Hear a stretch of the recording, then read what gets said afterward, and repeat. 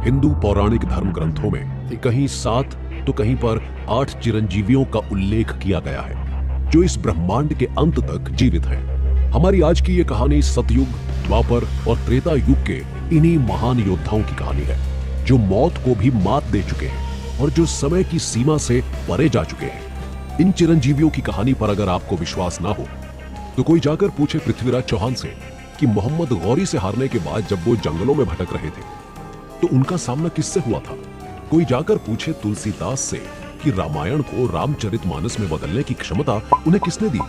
और अगर जीवन और मृत्यु का चक्र तोड़कर ये चिरंजीवी आज भी जीवित हैं तो उन्हें किसकी प्रतीक्षा है और उनकी ये प्रतीक्षा कभी समाप्त होगी या नहीं। अगर होगी तो कब खत्म होगी। कहां है ये 7 चिरंजीवी, किस रूप में है, क्यों नहीं आते ये हमारे सामने, और जो ये सामने आ गए तो क्या होगा। इन 7 चिरंजीवियों की ये अनोखी कहानी आपको एनर्जी कंजर्वेशन थ्योरी और इन्फिनिटी का रहस्य बता सकती है। ये आपको मृत संजीवनी और अमरत्व का महत्व समझा सकती है। 7 चिरंजीवियों की ये कहानी युगों की प्रतीक्षा की एक ऐसी दास्तान है जो सतयुग से शुरू होकर कलयुग के अंत तक चलने वाली है। अब इस पूरी कहानी में बहुत से सवाल जुड़े हुए हैं। सवाल यह है कि कौन है ये 7 चिरंजीवी या 7 इमॉर्टल्स। अगर इनका अस्तित्व आज भी है तो ये आखिर है कहां। क्या सच में हमारे इस युग का यानी कलयुग का अंत होने वाला है, या सच में पृथ्वी पर कल्कि का प्रलय आने वाला है। क्या ये ब्रह्मांड एक बार फिर नए सिरे से नए जीवन की शुरुआत करने वाला है। और कौन है कल्कि और कलिराज का रहस्य क्या है।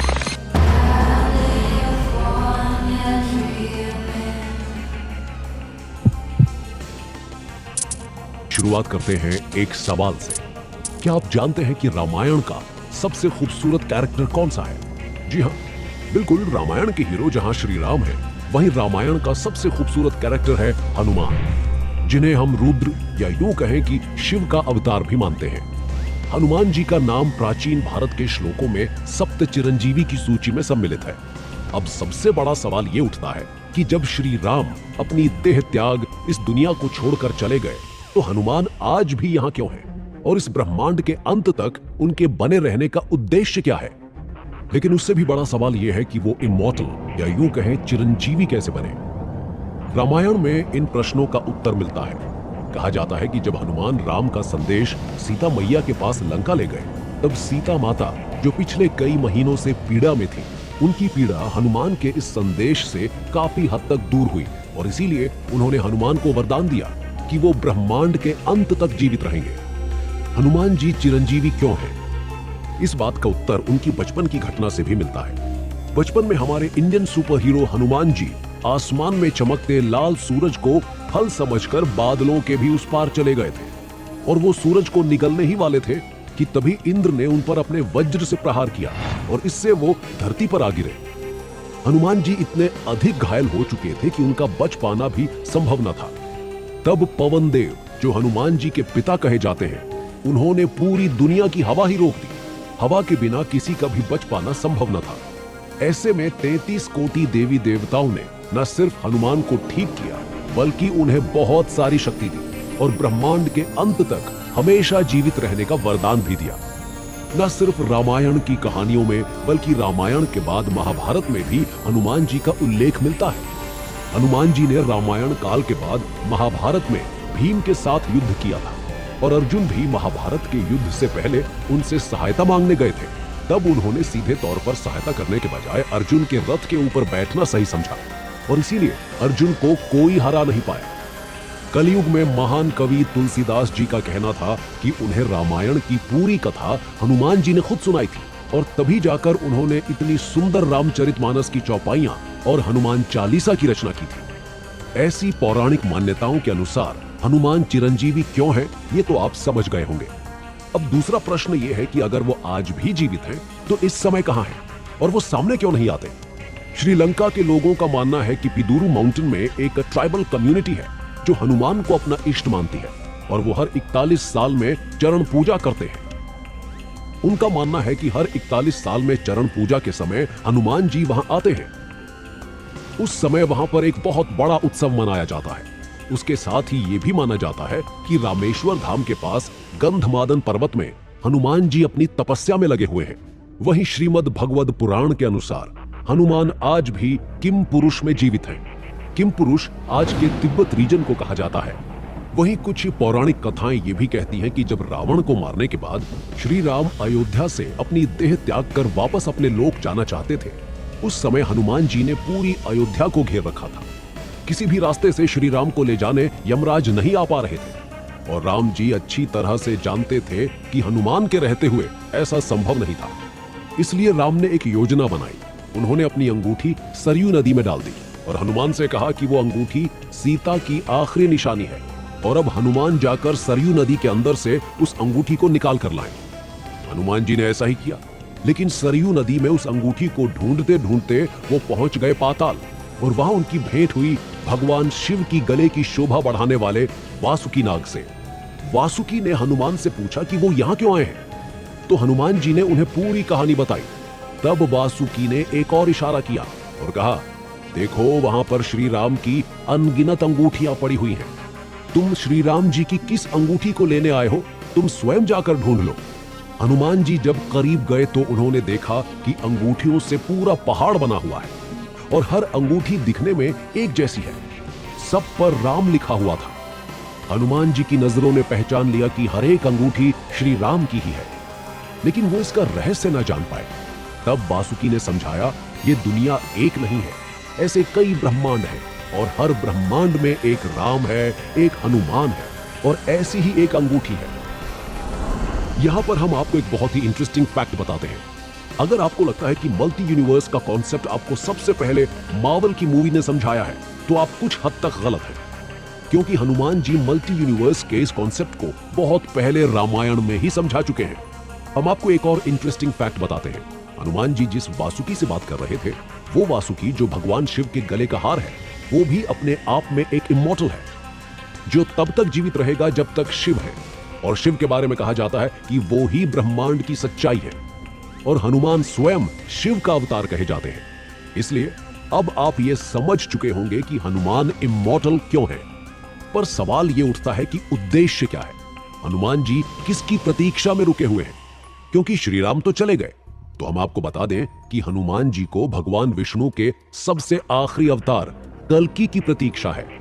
वो रुके हुए हैं ताकि कल्कि की सहायता से कलयुग के अंत में कली राज का भी अंत कर सके। हम सब ने सुना है और हनुमान चालीसा की चौपाइयां कहती हैं कि हनुमान अष्ट सिद्धि और नव निधियों के दाता हैं। उनके पास 33 कोटि देवी देवताओं की शक्तियां हैं। तो हनुमान जी रुके हुए हैं ताकि वो कल्कि को अष्ट सिद्धि और 9 निधि और उन सभी शक्तियों का ज्ञान दे सके। हम सबको ये पता है कि वैदिक युग में समाज को 4 अलग अलग वर्ग में बांटा गया था: ब्राह्मण, क्षत्रिय, वैश्य व शूद्र। यहां पर ब्राह्मणों का कर्तव्य होता था कि वो वैदिक रीतियों को आगे बढ़ाएं और क्षत्रियों का कर्तव्य था कि वो धर्म युद्ध के मार्ग पर चलकर अन्याय के विरुद्ध लड़ें। परंतु यहाँ पर इकलौते ऐसे ऋषि थे जिन्हें ब्रह्म ऋषि तो कहा ही जाता है, साथ ही ब्रह्म क्षत्रिय भी कहा जाता है, और वे थे परशुराम।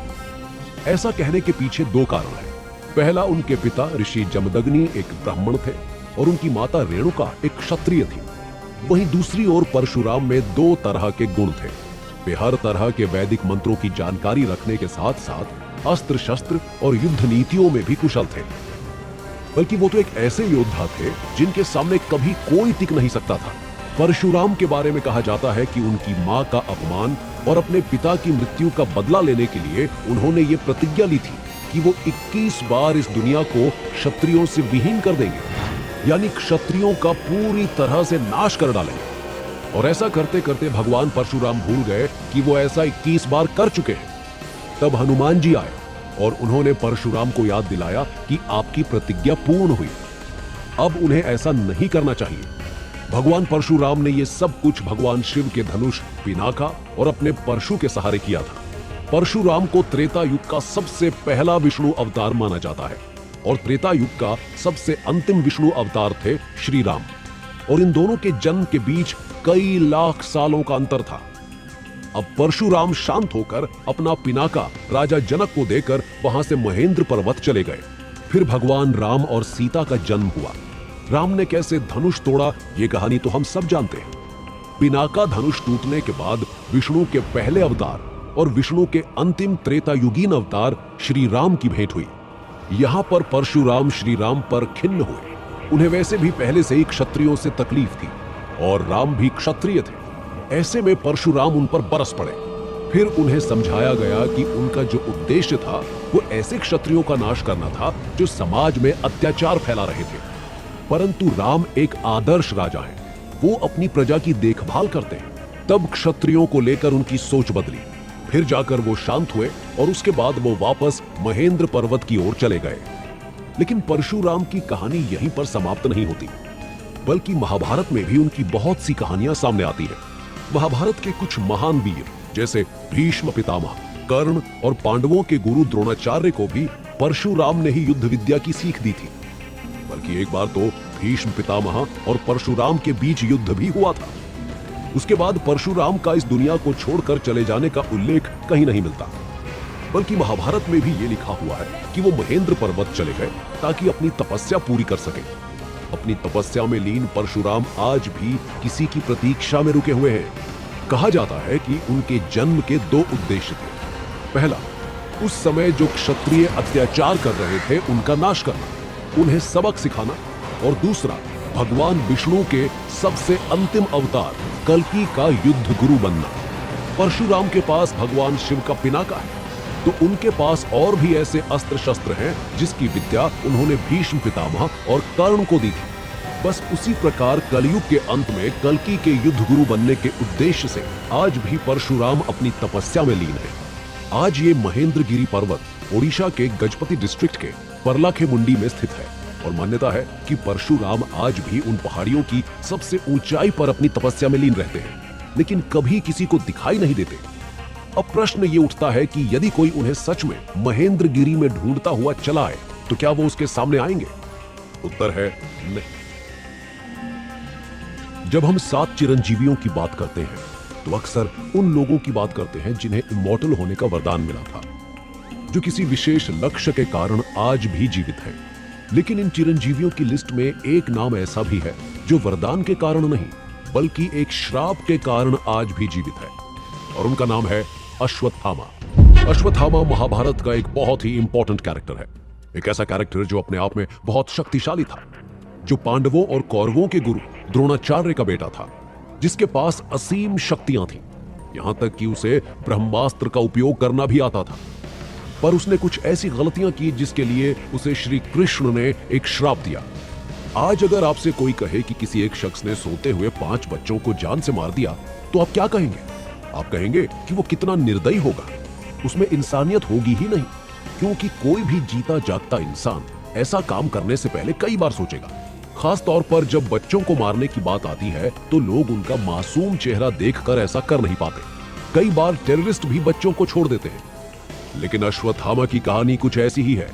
अश्वत्थामा ने महाभारत के युद्ध में कौरवों की ओर से लड़ाई की थी। अश्वत्थामा ने कौरवों को जिताने का भरसक प्रयास किया और काफी हद तक उन्होंने पांडवों को नुकसान भी पहुंचाया, क्योंकि जैसे हम बात कर चुके हैं उनके पास ब्रह्मास्त्र था और भी बहुत सारे डिवाइन अस्त्र शस्त्र थे जिनकी उन्हें जानकारी थी।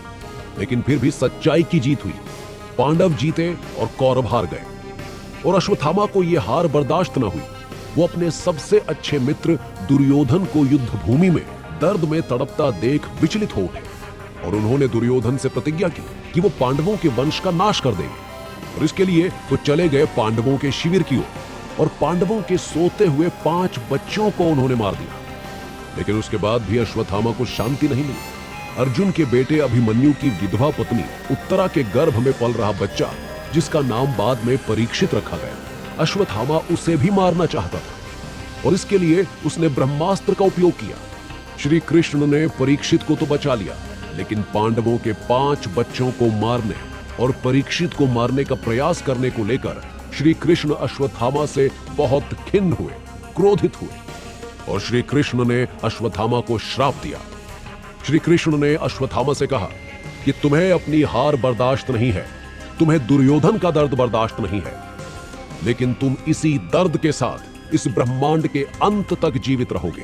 तुम्हें अमरत्व का वरदान नहीं मिलेगा, अपितु अमरत्व का श्राप मैं तुम्हें देता हूं। श्री कृष्ण ने यह भी कहा था कि तुम कुष्ठ रोग के साथ जीवित रहोगे और अपने इलाज के लिए इधर उधर तड़पते घूमते रहोगे। ऐसा कहते हुए उन्होंने अश्वत्थामा के माथे पर जो मणि थी उसे निकाल लिया। महाभारत की कुछ कथाओं में यह भी कहा जाता है कि द्रोणाचार्य को एक ऐसे बच्चे की चाहत थी जो चिरंजीवी हो, जिसे कोई रोग न सताए, जिसे किसी देवी देवता का डर न हो, जो असीम शक्तियों से संपन्न हो। और इसी चाहत में उन्होंने भगवान शिव की तपस्या की और शिव ने उन्हें अश्वत्थामा का वरदान दिया। अश्वत्थामा जब जन्मे थे उनके सिर पर एक मणि थी। उस मणि के बारे में कहा जाता है कि उसके होते हुए अश्वत्थामा को कोई नहीं हरा सकता था। वो किसी भी रोग से परेशान नहीं होते थे, उन्हें बीमारियां घेरती नहीं थी। कि अगर अश्वत्थामा जीवित है और वो इधर उधर भटकते रहते हैं तो क्या वो कहीं किसी को दिखाई देते हैं? इसे लेकर बहुत से लोग दावा करते हैं। मध्य प्रदेश के बुरहानपुर में असीरगढ़ का एक किला है, जहां भगवान शिव का एक बहुत प्राचीन मंदिर स्थित है। बताया जाता है कि अश्वत्थामा हर सुबह यहां पूजा करने आते हैं। पुजारी के आने से पहले शिव पर हर रोज फूल चढ़ा हुआ मिलता है। इसे समझने के लिए बहुत से न्यूज चैनल ने रात से सुबह तक का वीडियो भी तैयार किया, पर उन्हें कुछ समझ नहीं आया, सिवाय इसके कि सुबह द्वार खुलने पर ताजा फूल भगवान शिव के ऊपर चढ़ा हुआ मिलता है। और इसी मंदिर के आसपास एक अजीब से 12 से 14 फीट लंबे इंसान को कई बार देखा गया है, जो लोगों से हल्दी और तेल मांगता है। कुछ लोग ये भी दावा करते हैं कि पास के तालाब में अश्वत्थामा को उन्होंने नहाते हुए भी देखा है। इसके साथ ही मध्य प्रदेश के एक आयुर्वेदिक डॉक्टर और गुजरात के एक रेलवे इंजीनियर ने भी ऐसा ही कुछ दावा किया है। यहाँ तक कि भारत के एक महान योद्धा पृथ्वीराज के जीवन पर लिखी गई बहुत ही फेमस किताब पृथ्वीराज रसूल में भी अश्वत्थामा का उल्लेख मिलता है। इस किताब में बताया गया है कि जब पृथ्वीराज चौहान मोहम्मद गौरी से हारने के बाद भटकते हुए जंगल की ओर चले गए, तब उनकी भेंट जंगलों में अश्वत्थामा से हुई थी। बताया जाता है कि पृथ्वीराज चौहान ने अश्वत्थामा के सिर पर मणि के निकलने का घाव और उस पर हुए इन्फेक्शन का इलाज करने की पूरी कोशिश की थी, क्योंकि पृथ्वीराज अपने आप में एक बहुत बड़े आयुर्वेदाचार्य थे। पर घाव भरा नहीं और उसके बाद अश्वत्थामा अपना परिचय उन्हें देकर वहां से चले गए। विभीषण को भी रामायण का एक इंपॉर्टेंट कैरेक्टर माना जाता है। वो रावण के भाई थे और रावण और राम के बीच जो युद्ध हुआ था उसमें विभीषण ने राम की बहुत सहायता की थी। लंका की हर महत्वपूर्ण जानकारी और रावण की कमजोरी से उन्होंने राम को परिचित करवाया था और इस बात से श्री राम अति प्रसन्न थे। वो विभीषण को अपना सबसे अच्छा मित्र मानते थे। इतनी कहानी तो हम में से हर कोई जानता है और आप ये भी जानते होंगे कि युद्ध में श्री राम के हाथों रावण के मारे जाने के बाद श्री राम ने विभीषण को लंका का राजा बनाया था। विभीषण लंका का राजकाज देख रहे थे, परंतु उन्हें राम के दर्शन की आदत हो गई थी। जब भी उन्हें अवसर मिलता वो लंका से तुरंत अयोध्या भाग जाते और श्री राम के दर्शन किया करते। पर अब राम इस दुनिया को छोड़कर जाने लगे थे। विभीषण को जब ये बात पता चली तो हनुमान की भांति वो भी बहुत दुखी हुए और उन्होंने श्री राम से कहा कि ऐसे मैं तो जीवित ना रह पाऊंगा, मुझे भी आप अपने साथ ले चलिए। तब श्री राम ने कहा, नहीं, आपके जाने का समय अभी नहीं आया है। जैसे रावण और मेरे युद्ध में आपने मेरी सहायता की थी, वैसे ही कलयुग के अंत में एक बहुत भीषण युद्ध होगा, जिसमें धर्म और अधर्म की एक बार फिर लड़ाई होगी और उस समय अधर्म को हराने के लिए आपको एक बार फिर मेरे ही एक अवतार का साथ देना होगा। वैसे ही सहायता करनी होगी जैसे आपने इस युद्ध में मेरी की। एक और कहानी है जो रामायण और कुछ प्राचीन धर्म ग्रंथों में पढ़ी जा सकती है। उस कहानी के हिसाब से रावण अपने भाई विभीषण से बहुत खिन्न थे, क्योंकि उन्हें लगता था कि विभीषण ने उनके साथ धोखा किया है और राम को जाकर लंका के बारे में सब कुछ बताया है। रावण की कमजोरी और रावण को हराने में राम की सहायता विभीषण ने ही की है। इस बात से खिन्न होकर रावण ने मरते समय विभीषण को श्राप दिया था कि तुम बिना परिवार के हमेशा ब्रह्मांड के अंत तक इस दुनिया में जीवित रहोगे। कहानियां अलग अलग हैं, परंतु विभीषण के जीने का उद्देश्य एक है और वो कलयुग के अंत तक कल्कि की प्रतीक्षा है और उसी प्रतीक्षा में विभीषण आज भी रुके हुए हैं। विभीषण चिरंजीवी क्यों है, ये तो हमने जान लिया। अब प्रश्न ये उठता है कि बाकियों की तरह वो रहते कहां हैं? तो कहा जाता है कि विभीषण को अगर देखना है तो आप उन्हें हर रोज सुबह जगन्नाथ स्वामी के मंदिर के आसपास देख तो नहीं सकते, पर महसूस अवश्य कर सकते हैं। और विभीषण आज भी लंका में रहते हैं। वो इस प्रतीक्षा में लगे हुए हैं कि कब कल की आए और वो दुनिया के सामने आए।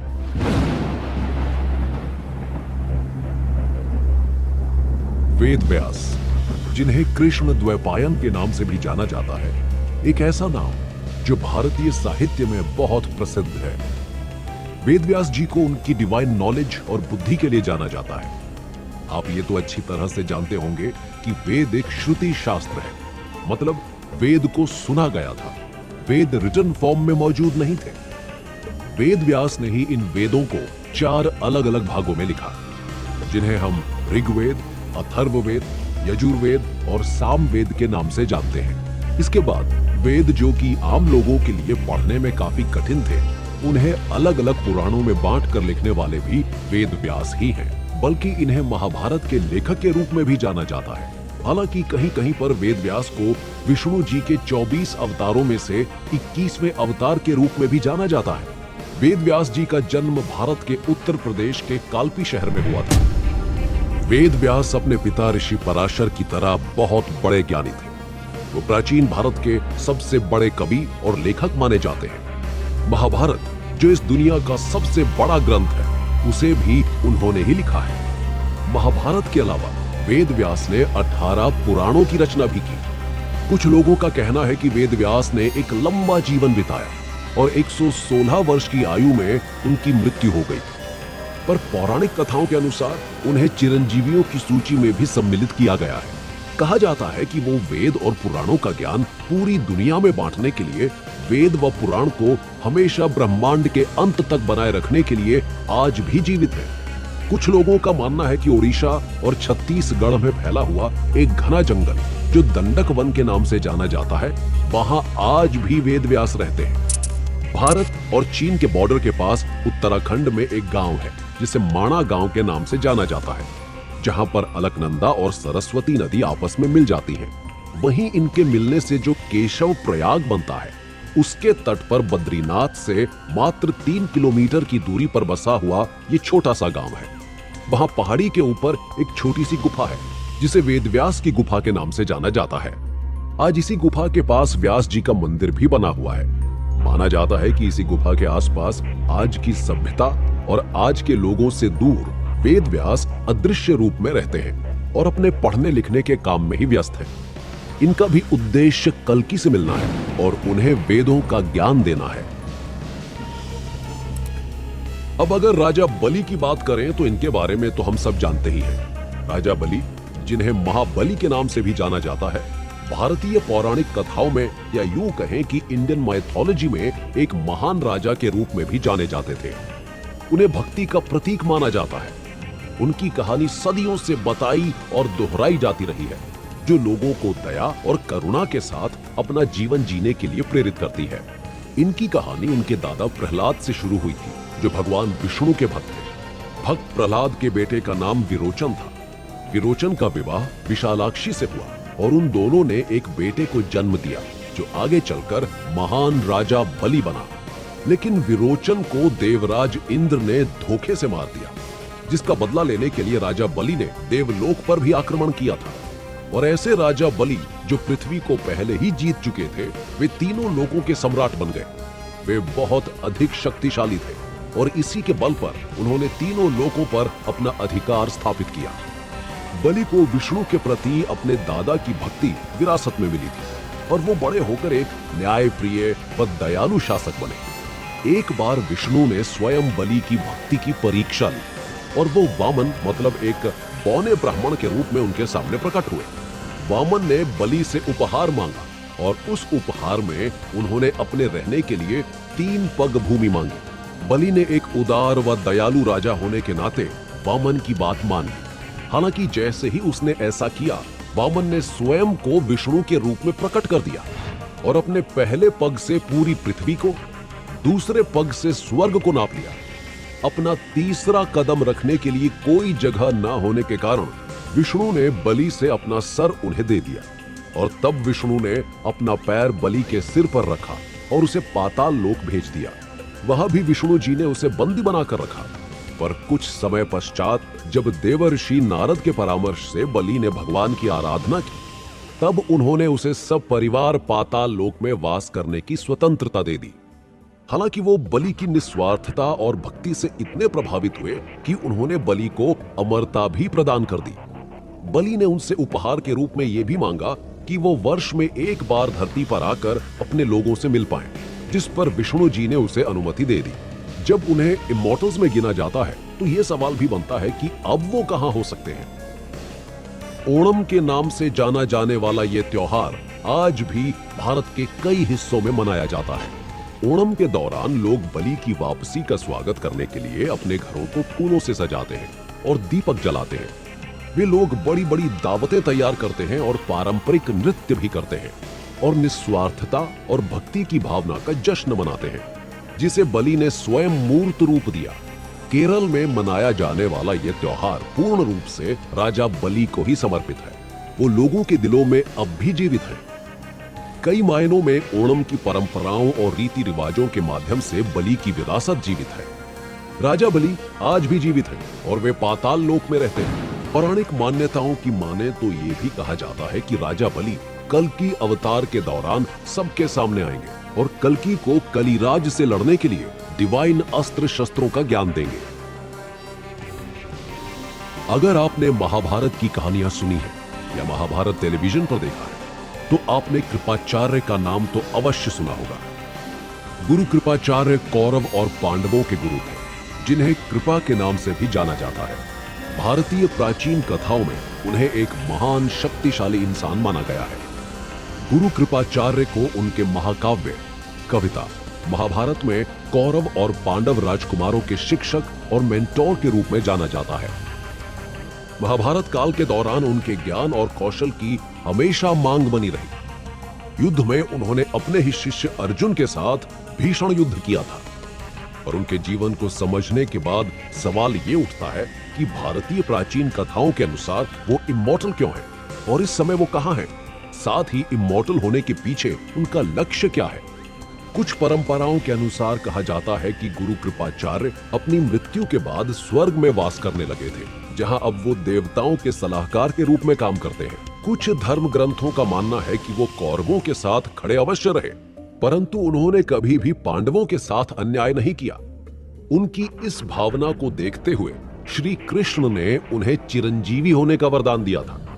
अब वो कहां हैं? इस बात को लेकर ज्यादा जानकारी तो नहीं मिलती, लेकिन कहा जाता है कि सभी चिरंजीवियों के साथ वो भी हिमालय की ही किसी पवित्र पहाड़ी पर अपनी तपस्या में लगे हुए हैं, ताकि जब आवश्यकता हो वो वापस आ सके। और उनकी भी आवश्यकता कल्कि के काल में ही पड़ने वाली है। हमने अभी अभी 7 इमॉर्टल्स की बात कही। अब यहाँ पर सबसे बड़ा सवाल ये उठता है कि इमॉर्टल होने का क्या मतलब है, चिरंजीवी होने का क्या मतलब है, या फिर हम यूं कहें कि अमरत्व को प्राप्त करने का क्या अर्थ है। अगर एक लाइन में इसका जवाब दें तो इसका सीधा सा मतलब है कि आप समय को मात देकर युगों तक जीवित रह सकते हैं।